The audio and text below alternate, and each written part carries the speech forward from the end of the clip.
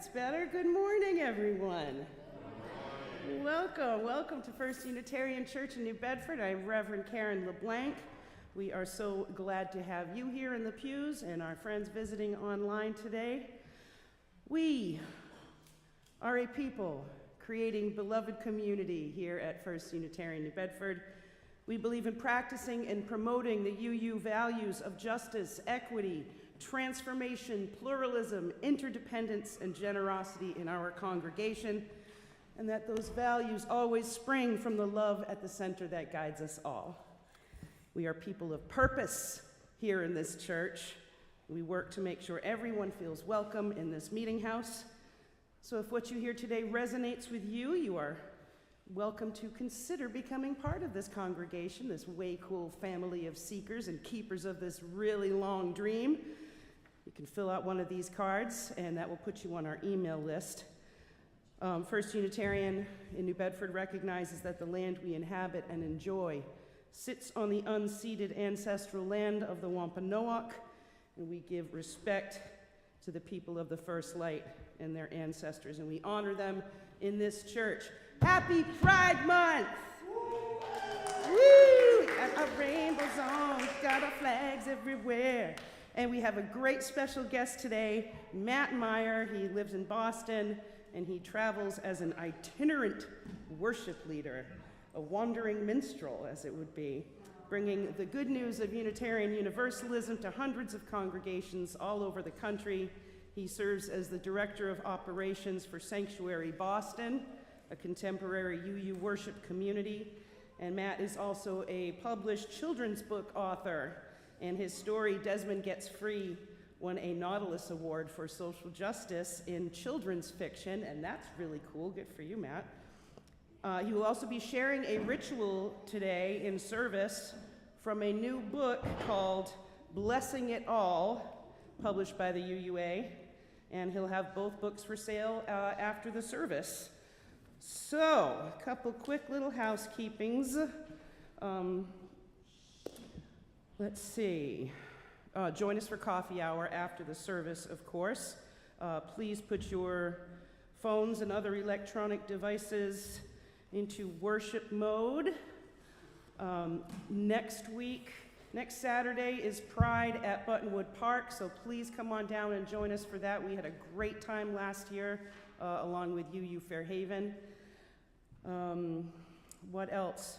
We have Whatever Mike playing next week, and that sounds like a really interesting vocal something or other. I've heard him a couple of times, and it just looks like fun, so I hope you'll come to that next Saturday, or was it next Friday, June 6th, Friday, at 6 p.m. Other than that, we will get started by lighting our chalice. All right.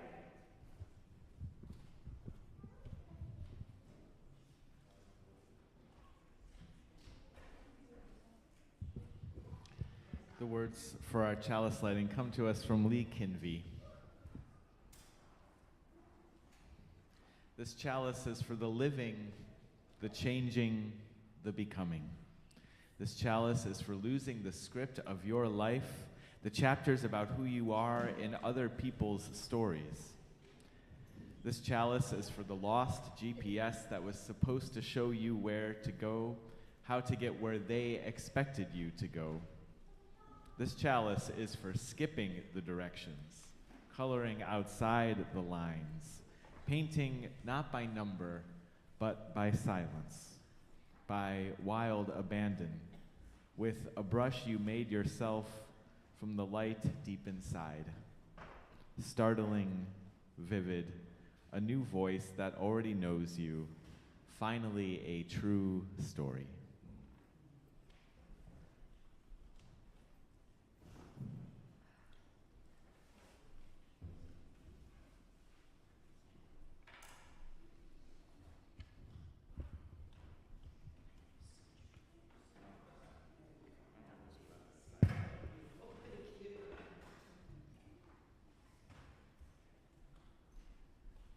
Lay me low, so love can find me.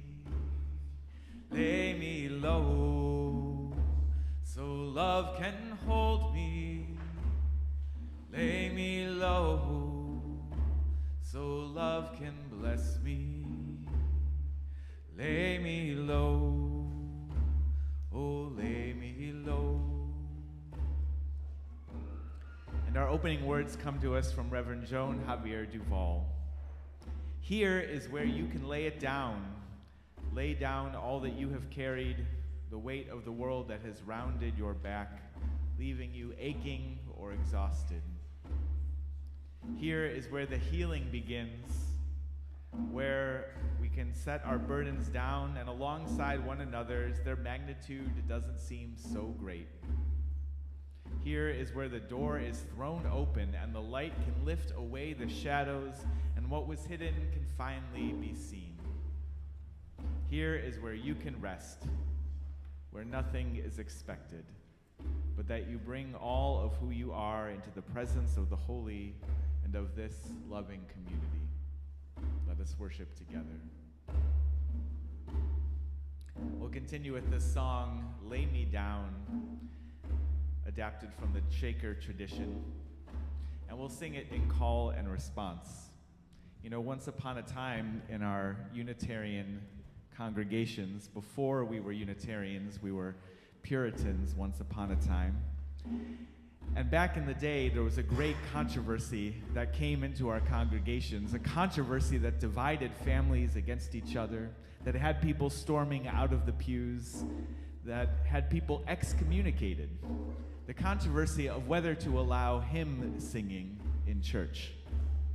And before the heresy of hymns arrived in our congregations, we sang only the psalms, and we sang them only in call and response. And so we're going to do a bunch of call and response singing this morning in the spirit of those Puritans, but we're going to do it with some rhythm and with some theology, for that matter, that would have them rolling over in their graves. So I invite you to sing this song with me. The whole song is call and response all the way through. Repeat after me, and our parts overlap just a little bit, so gather your courage. Here we go. Lay me low, so love can find me. Lay me low, so love can hold me. Lay me low, love can bless, so love can bless me. Lay me low, oh lay me low, oh lay me low, lay me low, so love can find me. Lay me low, so love can hold me. Lay me low, so love can bless me. Lay me low, lay me low. One more time. Lay me low, so love can find me. Lay me low, so love can hold me. Lay me low, so love can bless me. Lay me low, lay me low, lay me low, lay me low, lay me, oh lay me low, lay me low. You save time to greet one another. Say good morning.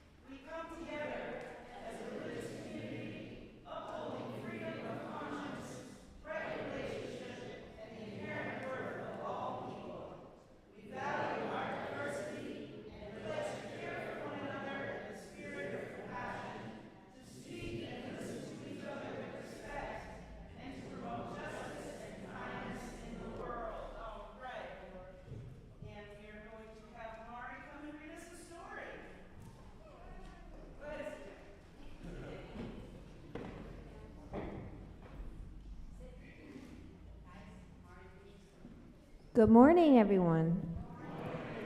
This is going to be a slightly on the longer side story than what I usually do, because I think it's a very important story for us all to hear. This is the story of Stonewall, a building, an uprising, a revolution. And we're going to be reading this to kick off Pride Month, and the kids are going to be learning some things about Pride and doing a Pride activity today.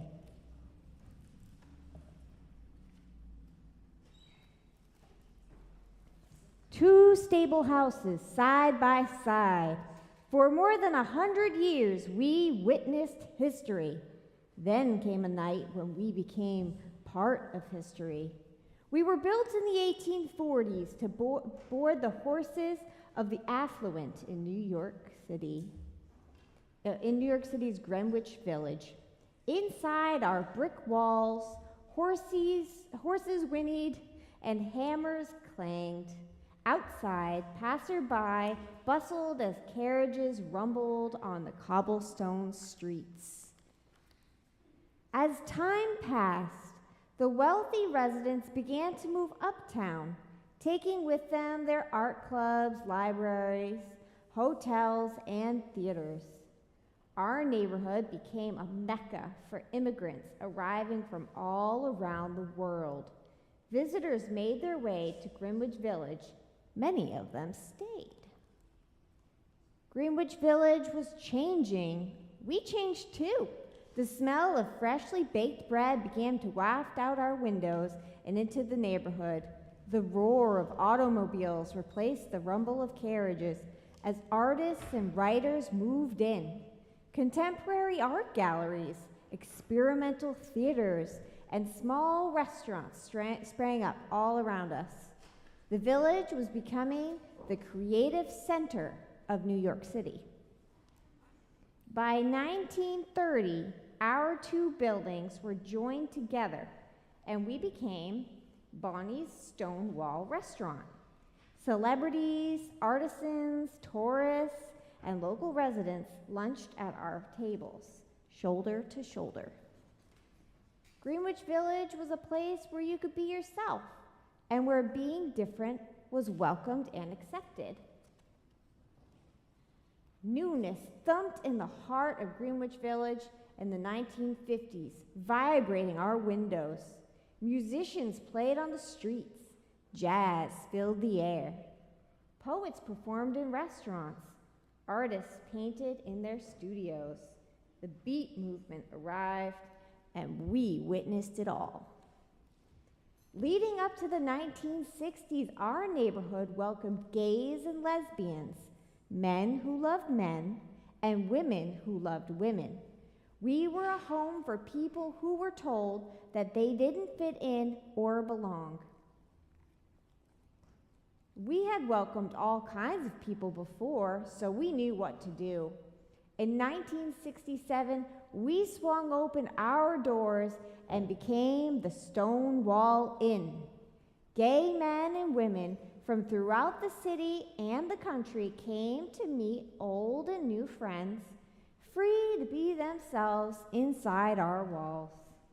Men and women, young and old, teenagers, transgender people, drag queens, veterans, business people, students, people of different colors, religions, and cultures gathered, chatted, laughed, and danced under our roof. Others were not as accepting.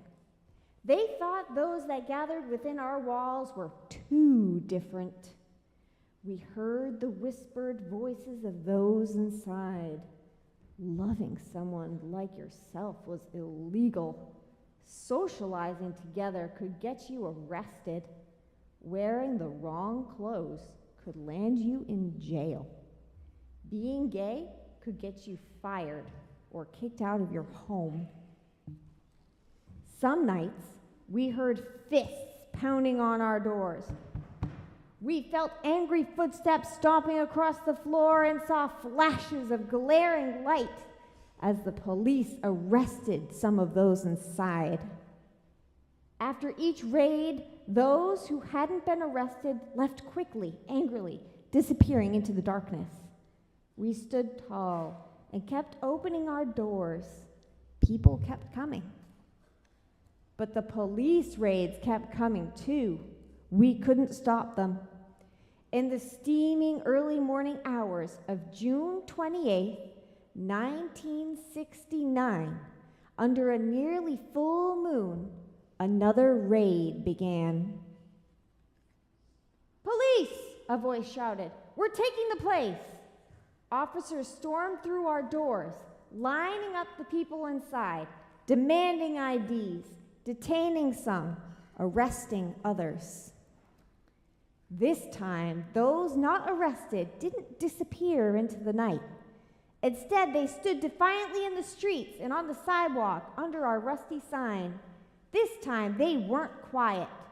As the ones arrested were led to police cars and patrol wagons, the anger of the growing crowd was lit. "Why don't you do something?" yelled one woman as she was forced into a police car. Immediately, the spark of anger grew into a smoldering resistance. Shouts and screams echoed off bricks, fists thrust in the air. We saw the faces of the crowd and felt their rage. The stone wall uprising had begun. The police, shocked by the defiance of the crowd, rushed back in and barricaded themselves inside. Our friends stood outside, trying to force open our doors. Our windows were shattered. Smoke drifted through our rooms. We stood firm. Years of silent anger inflamed the crowd. The police called for help, and it soon arrived. The fires were extinguished. The police came back outside, but the crowd's anger was not extinguished. "Gay power!" the protesters shouted. "We want freedom!" The police had never seen anything like it before. Neither had we. And it wasn't over. The Stonewall uprising continued on and off for several days and nights. A new day was dawning for the gay rights movement, now known as the LGBTQ+ rights movement. The change had begun here, inside our walls, at the Stonewall Inn. On June 28, 1970, our windows look out on men and women gathering to celebrate the first anniversary of the Stonewall Uprising. At first, hundreds marched. Then, thousands of women and men, young and old, teenagers, transgender people, drag queens, veterans, business people, students of all different colors, religions, and cultures, and their friends and families joined to parade through the streets of New York City. "Say it clear, say it loud, gay is good, gay is proud," they chanted. Many things are different now. Some things have changed. Even some laws have changed. Now, two men who love each other or two women who love each other can marry. We know. We've seen their happy faces snapping photos outside our door. We've heard their footsteps walking side by side along our floors. We've felt their love. Each year in June, people all over the world celebrate the movement for LGBTQ+ rights, a movement that has come so far, a movement that still has further to go. They celebrate inside and outside our walls. They celebrate freedom. They celebrate equality. It all began one night here at the Stonewall Inn when two old horse stables became part of history. The end.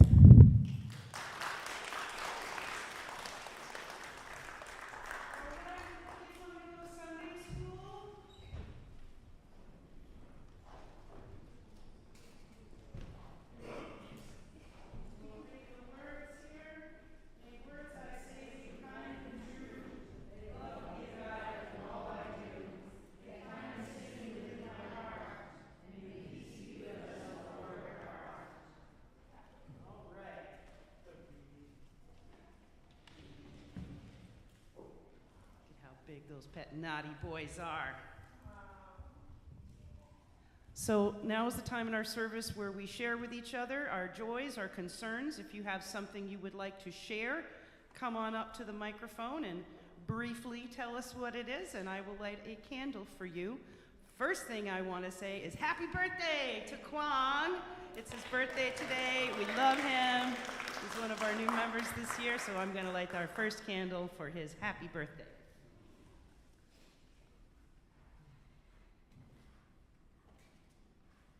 And his mom and dad are here, which is also really cool. Come on up, Rochelle.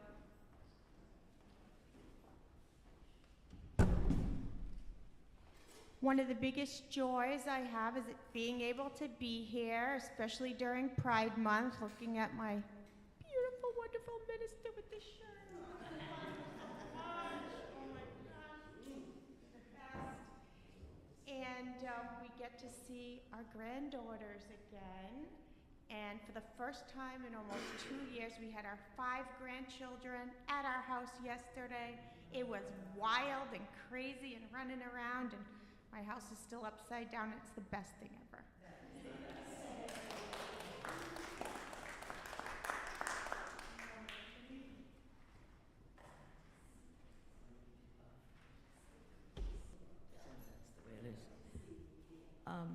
I just want to say that I still really work on the idea of protesting whenever I can.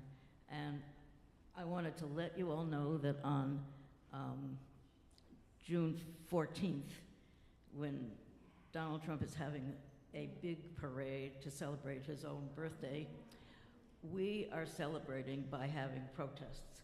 And the group 5051 is planning protests, and they're all across the country, everywhere. And we are having one in Buttonwood Park. And you are clearly invited, and what I don't know is what time it starts. Does anybody know that? I don't know, but I'm sure if you go to the web and go to 50501, that's an organization, and they're sort of launching this, so they would let you know. The other thing I want to say is that you can resist in all kinds of ways, and one of the things I found, I got this button at a rally I went to, and it just says resist. And I've been on a trip to see my grandchildren, and people in the airport, stewardesses, people everywhere would come up to me and say, I love your button. And it actually was a very important way to let people know where I stood without having to make a big deal out of it. But I had some really good conversations, and occasionally conversations with people who did not love my button. But I think it's very important to find a way to show where you stand and make it clear to people. So, thank you.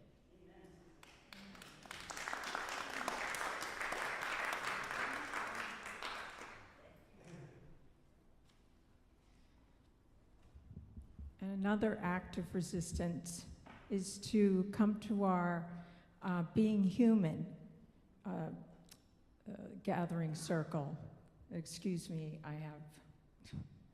my brain is a little bit fried. But anyway, on Fridays at 11, and it's a great time to gather together to share how each one is doing every week, and we also then go through a reading and go around and ask each other what our thoughts, feelings, and sensations are, and in a way, it's kind of a way to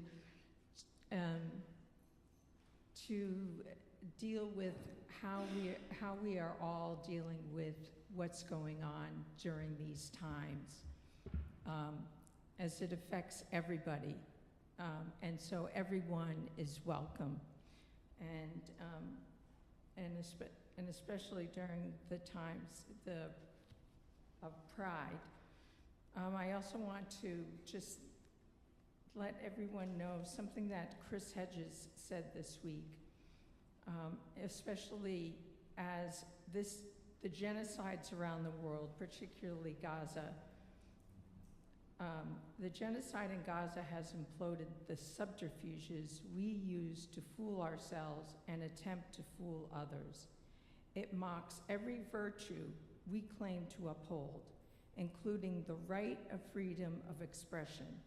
It is a testament to our hypocrisy, cruelty, and racism. We cannot, having provided billions of dollars in weapons and persecuted those who decry the genocide, make moral claims anymore that will be taken seriously. Our language from now on will be the language of violence, the language of genocide, the monstrous howling of the new dark age, one where absolute power, unchecked greed, and unmitigated savagery stalks the earth. Let's turn this around now and come join us.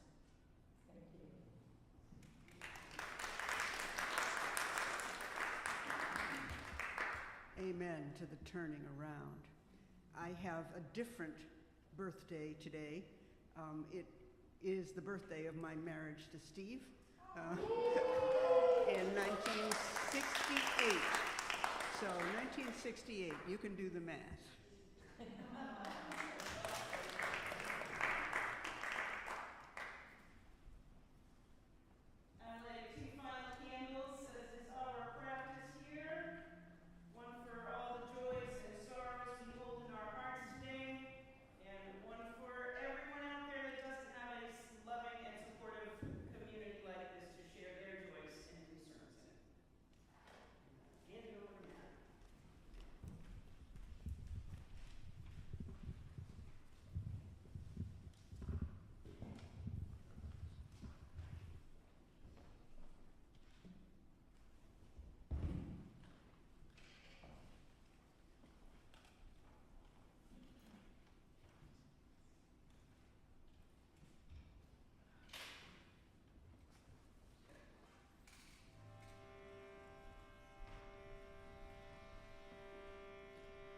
Love has made a place for you where everything is new. Will you join me in singing that? Let's sing it twice through. Love has made a place for you where everything is new. Love has made a place for you where everything is new. One more time. Love has made a place for you where everything is new.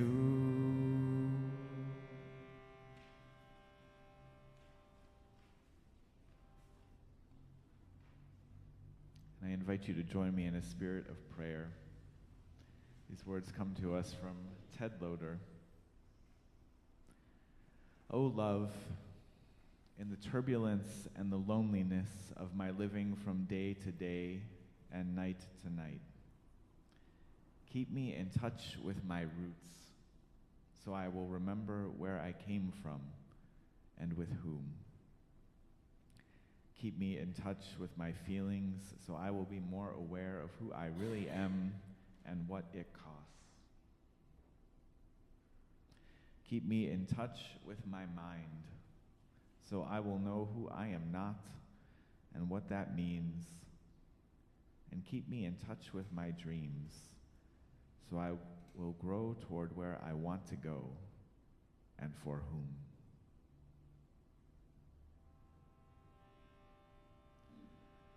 Love has made a place for you where everything is new.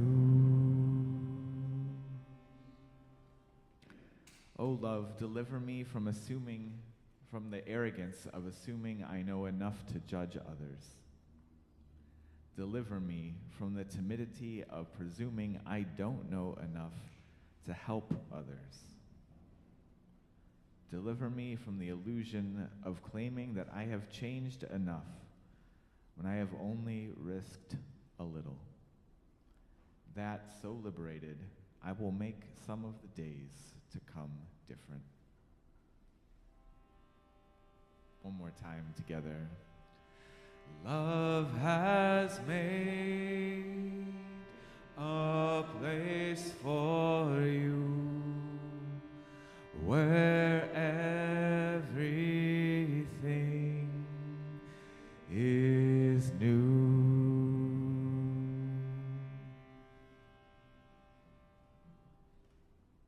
Amen.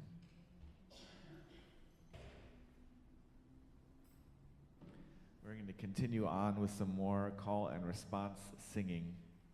The song says, "Forget your perfect offering. Ring the bells that still can ring. There is a crack in everything." The words, of course, come from Leonard Cohen, but I don't know where this new melody comes from. Let's try it.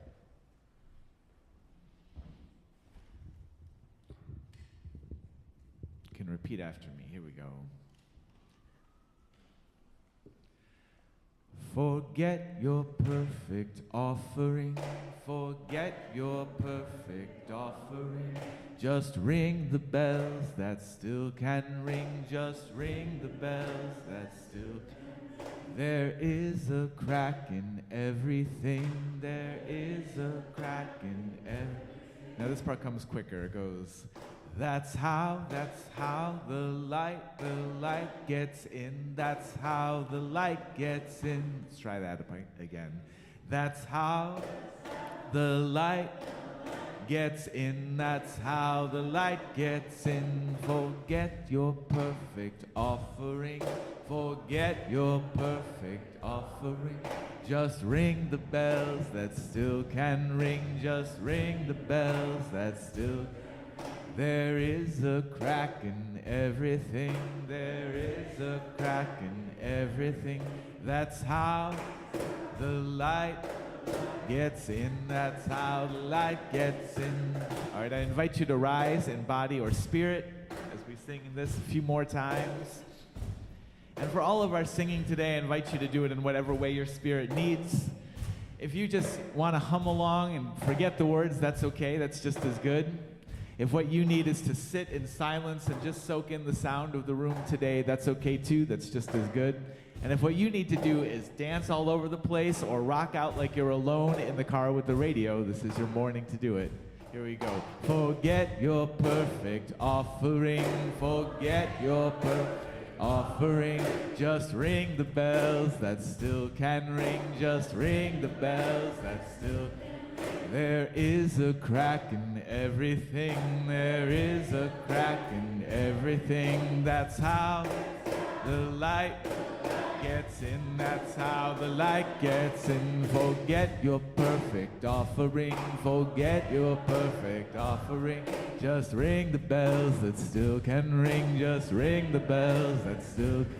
There is a crack in everything. There is a crack in everything. That's how the light gets in. That's how the light gets in. Forget your perfect offering. Forget your perfect offering. Let's ring the bells that still can ring. Just ring the bells that still can. There is a crack in everything. There is a crack in everything. That's how the light gets in. That's how the light gets in. Forget your perfect offering. Forget your perfect offering. Just ring the bells that still can ring. Just ring the bells that still. There is a crack in everything.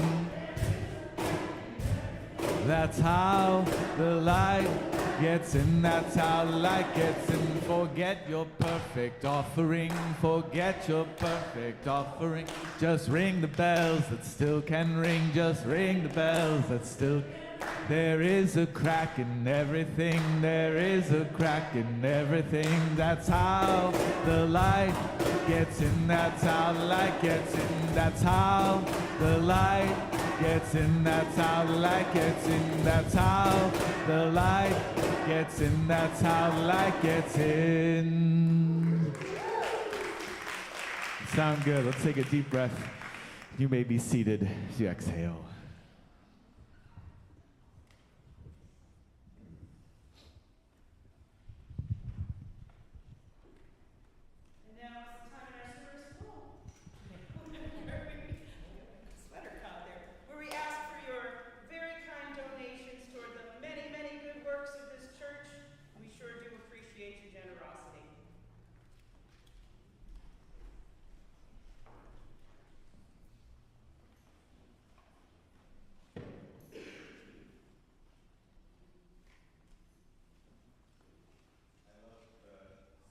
Heard for the time for all ages about Stonewall and how on that day a new story was born about how to claim one's identity, about what pride means and for whom it's allowed, a new story about relationship to the police. And today's service is about finding new stories, being open to today being different than yesterday was. And this song, I think, speaks to that. It names the crises of our time, asks us to look at them directly, to name them honestly, and then to move forward to address them in new ways together with courage. There are more waters rising, this I know, this I know. There are more waters rising, this I know. There are more waters rising, they will find their way to me. There are more waters rising, this I know, this I know. There are more waters rising, this I know, this I know. There are more fires burning, this I know, this I know. There are more fires burning, this I know. There are more fires burning, they will find their way to me. There are more fires burning, this I know, this I know. There are more fires burning, this I know, this I know. There are more mountains falling, this I know, this I know. There are more mountains falling, this I know. There are more mountains falling, they will find their way to me. There are more mountains falling, this I know, this I know. There are more mountains falling, this I know. I will wade through the waters, this I know, this I know. I will wade through the waters, this I know. I will wade through the waters when they find their way to me. I will wade through the waters, this I know, this I know. I will wade through the waters, this I know. I will walk through the fires, this I know, this I know. I will walk through the fires, this I know. I will walk through the fires when they find their way to me. I will walk through the fires, this I know, this I know. I will walk through the fires, this I know. I will rebuild the mountains, this I know, this I know. I will rebuild the mountains, this I know. I will rebuild the mountains when they find their way to me. I will rebuild the mountains, this I know, this I know. I will rebuild the mountains, this I know. There are more waters rising, this I know, this I know. There are more waters rising, this I know, this I know, this I know.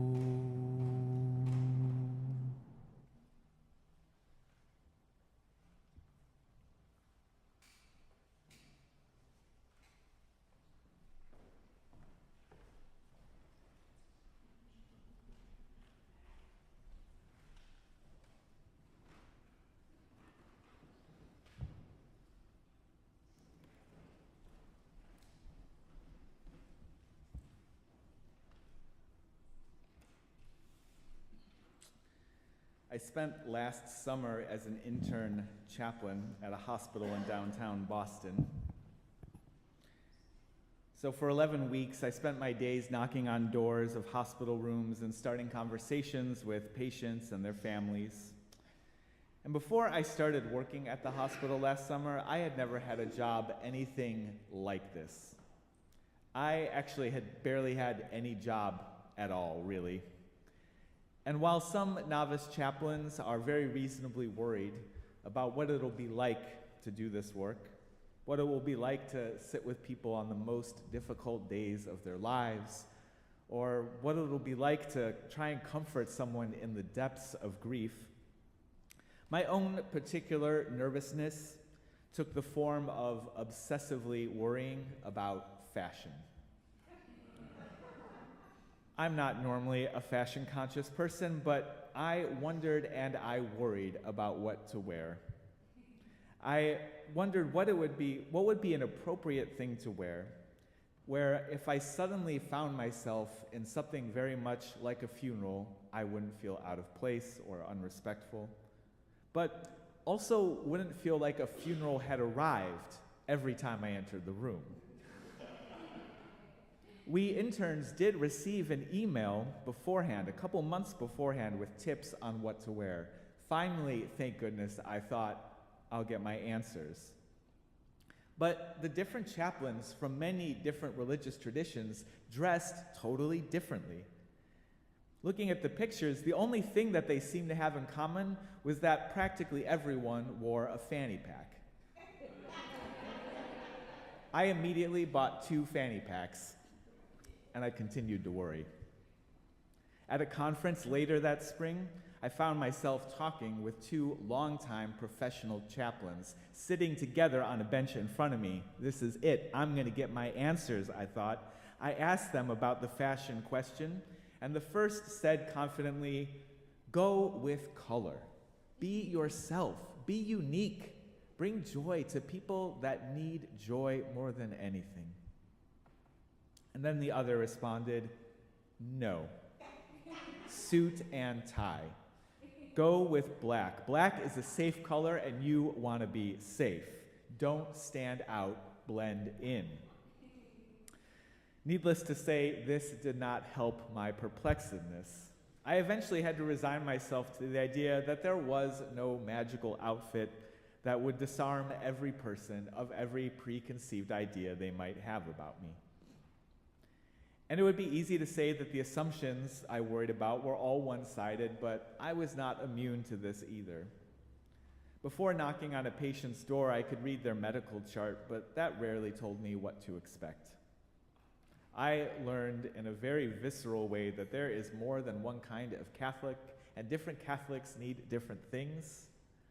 I learned that there is more than one kind of cancer, and every journey is unique.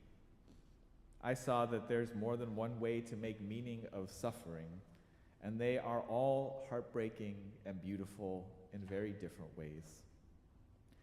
Over and over again, as I would begin to create a picture of what to expect on the other side of that hospital door, the family member or the patient I would meet on the other side would serve as a reminder that my imagined stories meant nothing. This was true even for people that I had already gotten to know. Toward the end of my time at the hospital, I had a visit with someone that was particularly challenging.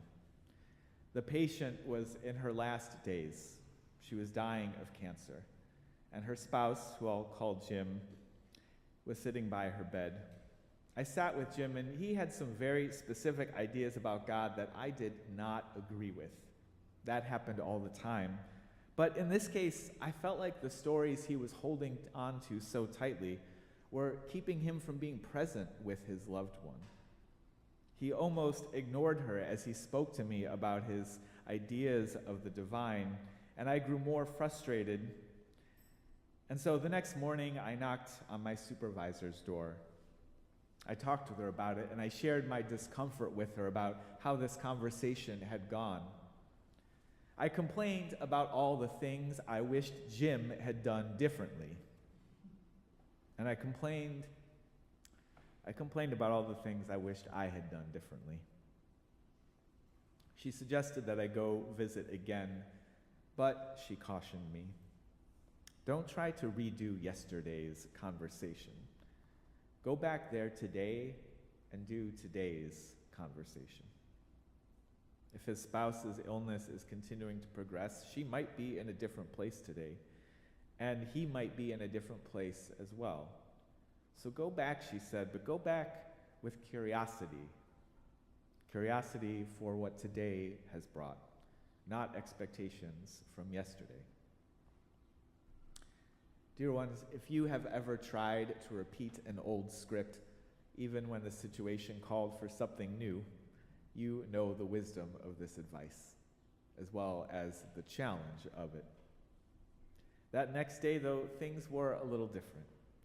At first, Jim seemed to want to have the exact same conversation we'd had the day before, but I tried to stay open and curious, and after a while, things began to shift a bit, and we spoke more about how he wanted to be present with his partner in these precious days, and he held her hand, and he played music for her, and they shared tender goodbyes. And things between him and I felt different as well. The day was new, and so were we. Love had made a place for it. Showing up with curiosity, leaving your stories about someone at the door, is an idea that some chaplains call the intimate stranger. It means that the less you assume about a person, the more you can be present with who they really are in front of you. And so, dear ones, this morning I invite you into this practice of holy curiosity for the stranger. Curiosity that allows us to meet the real person where they are really at, letting go of any stories we might be holding on to about them based on first impressions. Now, it might be the case that some of you didn't spend your summer last year walking up to complete strangers and asking them about their heart's deepest fears and hopes. In that case, maybe this all seems like a lesson for an irrelevant few, but being an intimate stranger is easiest when it's with an actual stranger. In my experience, the more you think you know someone, the harder this gets. And nothing made that more clear for me than when I went on vacation with my family the week after this chaplaincy program. After 11 weeks of really intense experiences, I was so looking forward to a vacation, some time away with my family. But just 2 days into this trip, I turned to my partner and I asked her, how is it that I spent all summer learning how to be a non-anxious presence, learning how to be grounded in the most difficult situations, open to whatever the day may bring. But then as soon as I have one conversation with my mother about where to go to dinner, I lose my GD mind. Honey, she smiled. Perhaps it's because it's your mother. I know I've noticed that similarly, when I get most frustrated with the closest people in my life, friends or my housemates, it's almost inevitably when I start using language we call absolutist language. I start to have imaginary conversations, made up stories, and those conversations in my head usually begin with words like, you always, or why don't you ever? These words, they are the sound of unholy anti-curiosity. These aren't words that describe a person. These are words that describe a story I tell myself about a person. And so I learned something about how to bring that holy curiosity to the hospital room, but believe me when I tell you, I am still learning how to bring it to the people I'm closest to. This is my second invitation for you this morning, to show up as the intimate stranger for the people you know well. Go back to your partner or colleague or family member, and instead of trying to redo yesterday's conversation, do today's. And my third invitation is that you do this for yourself.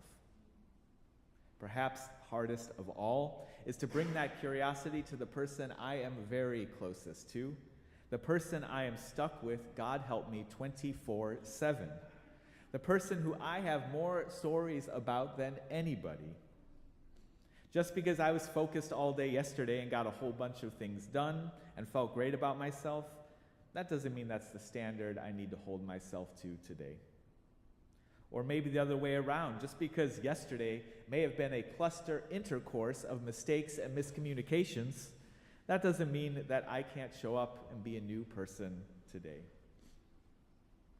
And you know what? I found that the more I was rooted in my own presence, the more curiosity I brought to my own experience, my own nervous system, my own shattering mind in the moment, the more I was rooted in that presence, the less I was thrown by other people's stories and assumptions. Grounding in my own experience turned out to be a better tool than any outfit, although I will say that the fanny pack was invaluable. The metta meditation in the Buddhist tradition extends an offering of loving kindness, first to oneself, and then to loved ones, and finally to strangers. Today, beloveds, I offer these 3 invitations to you in reverse. Extend holy curiosity to strangers, and then extend it to your loved ones. And finally, if you can, extend it to yourself. Leave behind the stories that no longer serve you. Join with love to make a place where we may be new. Allow yourself to be an intimate stranger to each new day. May it be so, and blessed be.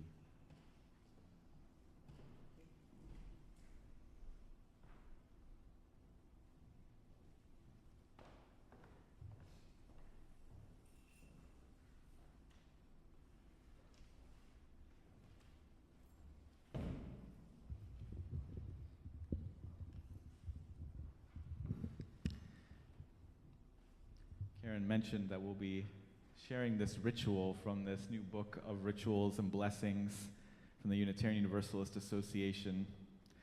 I had nothing to do with making this book, but goodness, I love it. And I'd love to share this ritual with you all, the ritual for letting go. So much of our lives, we're constantly trying to add things, find more time for work, get more money, add more things to our to-do list, even adding more time for rest or relaxation. And so this morning, I invite you to think of what you might let go of. I invite you to think of an old grudge that might be taking up space in your heart, maybe a recurring meeting taking up space in your calendar, perhaps some goal that you've held on to but no longer serves you, taking up space in your mind or your day. I'll ask my helpers. Karen, can we have one more person help out Karen? Do you have a buddy?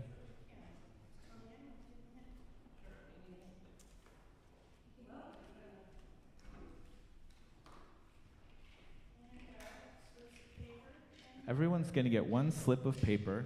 This is special magic ritual paper that we have. And everyone will get one marker. I'll invite you to think of what that one thing is that you've been holding on to that you would like to dissolve away this morning. One thing you'd like to let go of. One paper, one marker for each person. One paper, one marker. As I said, this is special magic ritual paper. We'll give you a moment to think of what that is that you might like to let go of.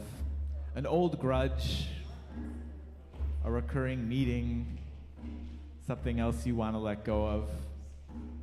If you're like me, you might have one of each. But for now, I'll invite you to just pick one.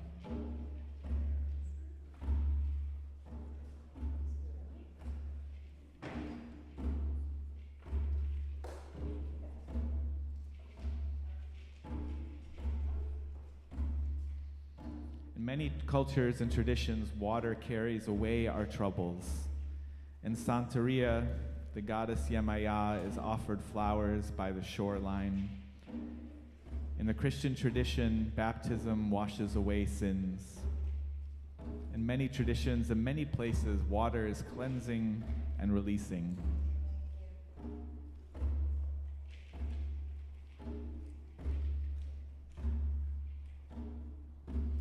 And so we'll invite you, as you're ready, to come forward and dissolve away that which you would like to let go of.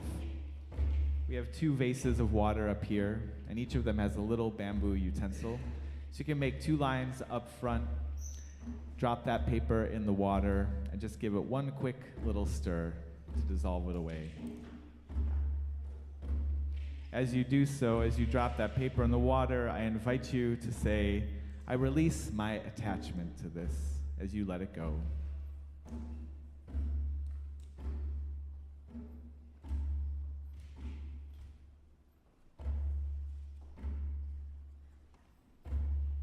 As you're ready, come forward.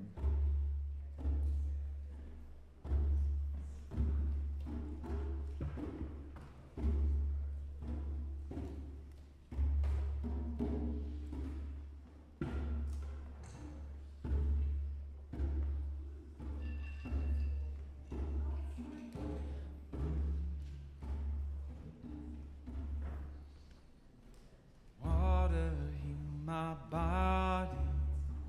Water, heal my soul. When I go down to the water, by the water I feel whole. Water, heal my body. Water, heal my soul. When I go down to the water, by the water I feel whole.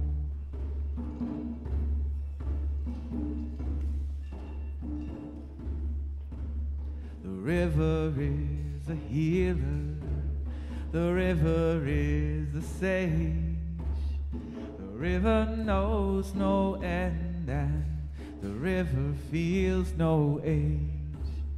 The river is a leader every single day. It's living in the moment and it always finds a way. Water, heal my body. Water, heal my soul. When I go down to the water, by the water I feel whole. Water, heal my body. Water, heal my soul. When I go down to the water, by the water I feel whole.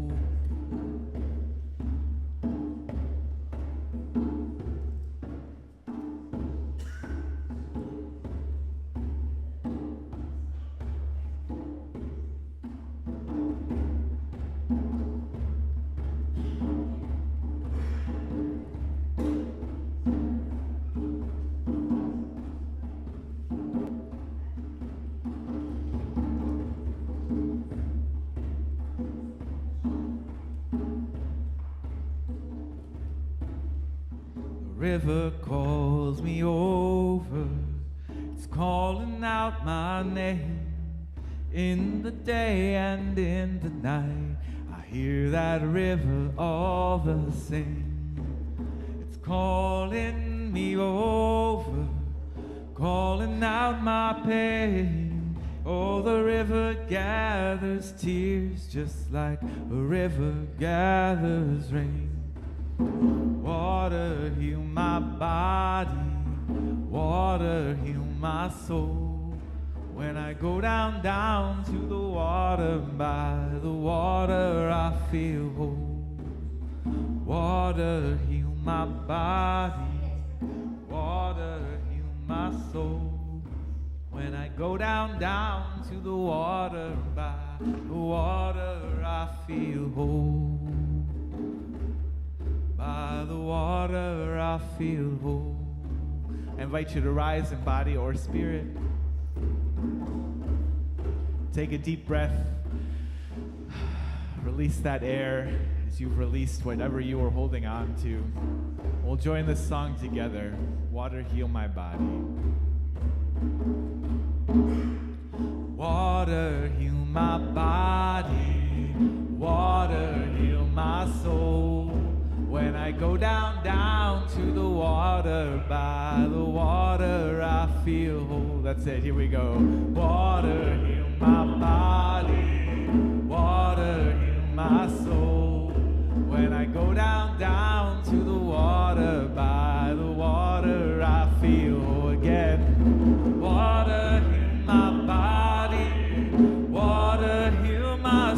soul.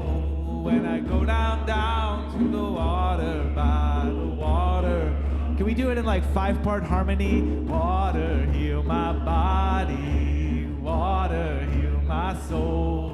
When I go down to the water, by the water, I feel. One more time. Water, heal my body. Water, heal my soul. When I go down to the water, by the water, I feel whole. Beloveds, may you let go of the stories that are no longer serving you. May you greet each new day that love has made anew.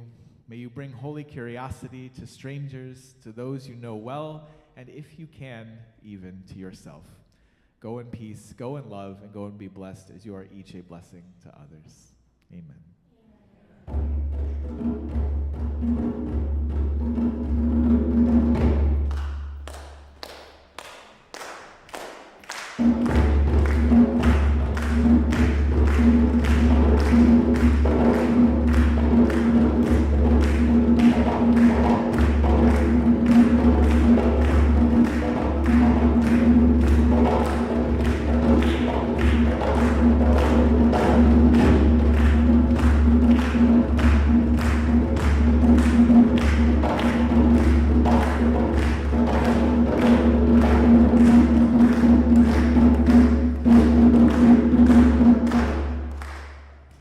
Go in peace. Give a big hand for Matt Meyer. Thank you so much for coming on down here today. We love having you. Next week, protest songs. It's going to be a really cool service next week, so I hope you all come on back. So we'll see you then. Hold fast, my church. We love you. Stay strong. Live long and prosper. Go in peace. Elbows up.